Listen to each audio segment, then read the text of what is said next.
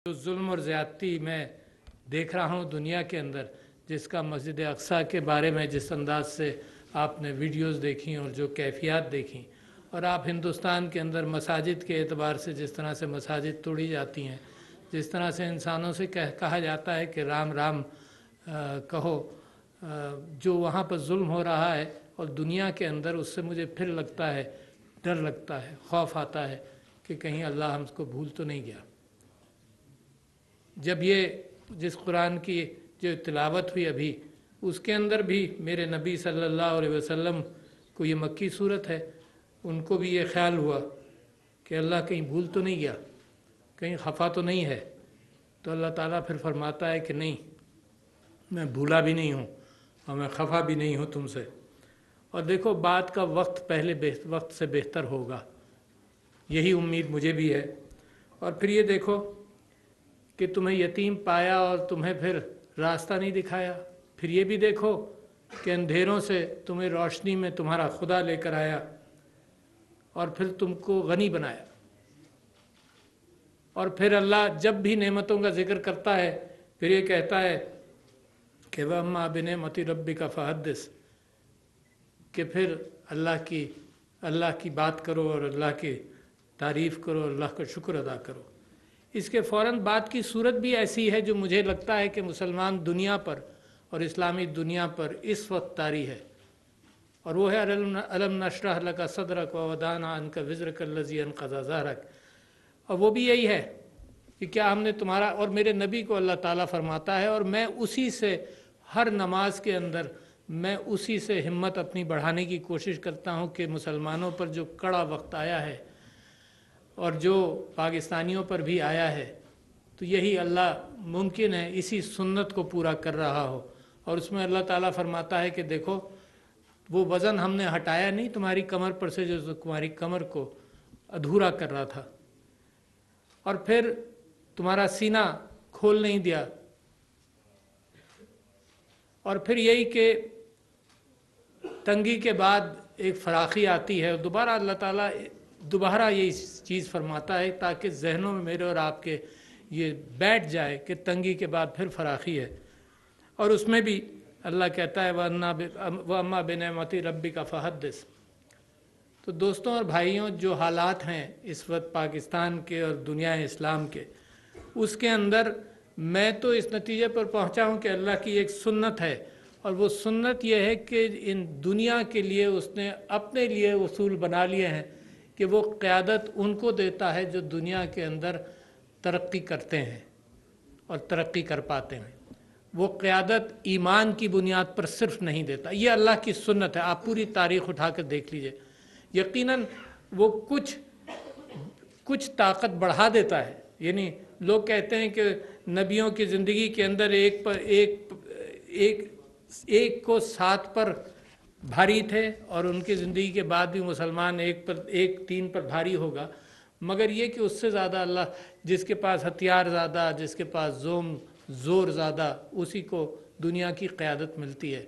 और उसूल की बातें सिर्फ़ इस हद तक हैं कि अगली दुनिया के अंदर, अगली दुनिया नहीं, अगली जनरेशन्स के अंदर आप उसूली बातें कहकर कौमों को तैयार करते हैं, अपनी नस्ल को तैयार करते हैं कि ये उसूली बातें हैं, ये इंसाफ का तकाजा है, ये रहमदिली है, ये दरगुज़र है, और तुम इसकी तैयारी करो। और इंसान की फितरत ऐसी है कि मुसलसल भूलता है। और जो फ़लस्तीन में आज हो रहा है, आप ये देखिए कि वो नस्ल ज़िंदा है आज, जिसने वो हॉलोकॉस्ट देखा है यूरोप के अंदर। वो नस्ल ज़िंदा है जिसने ये देखा है कि जो घेट्टोज बर्लिन में बनते थे, वो 20 फुट चौड़े और कोई 1.5-2 किलोमीटर लंबे, जिसमें सारे यहूदी जो बर्लिन के थे वो गर्दन में एक तख्ती लगाते थे कि जी मैं यहूदी हूँ, मैं बाहर निकला हूँ सिर्फ काम करने के लिए। और रात को वो उस घेट्टों में आते थे, मजबूरन लाए जाते थे, लाखों को मारा गया। ये वो नस्ल ज़िंदा है जिसने ये देखा है, जिसने ये जुल्म देखा है, इंसान पर कितना जुल्म करता है।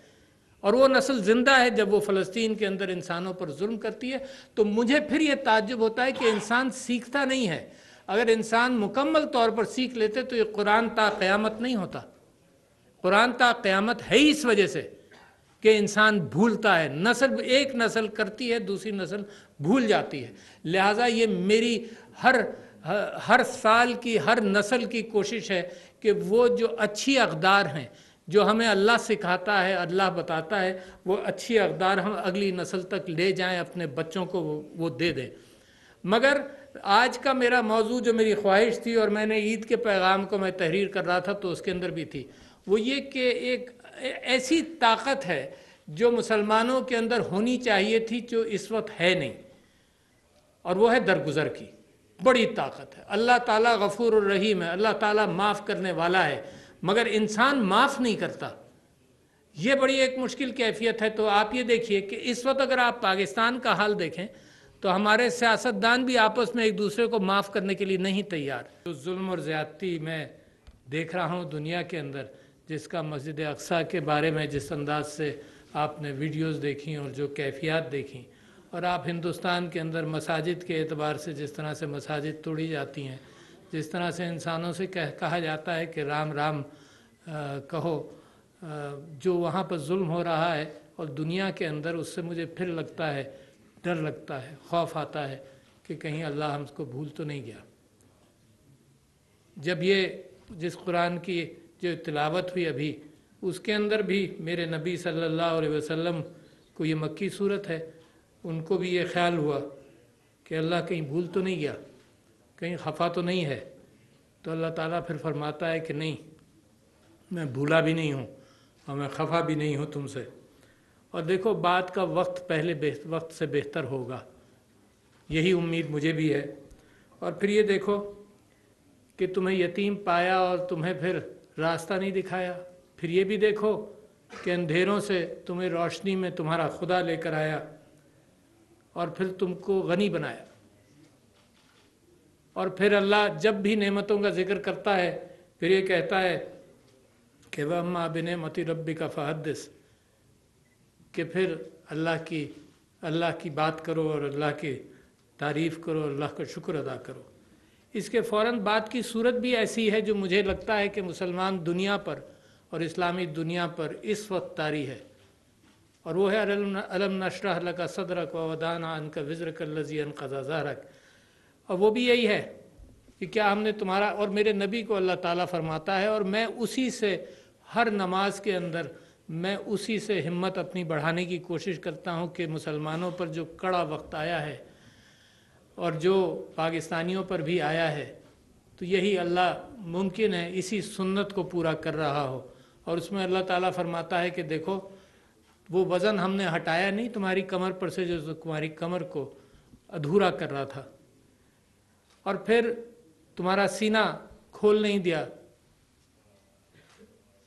اور پھر یہی کہ تنگی کے بعد ایک فراخی آتی ہے، اور دوبارہ اللہ تعالیٰ دوبارہ یہی چیز فرماتا ہے تاکہ ذہنوں میں میرے اور آپ کے یہ بیٹھ جائے کہ تنگی کے بعد پھر فراخی ہے۔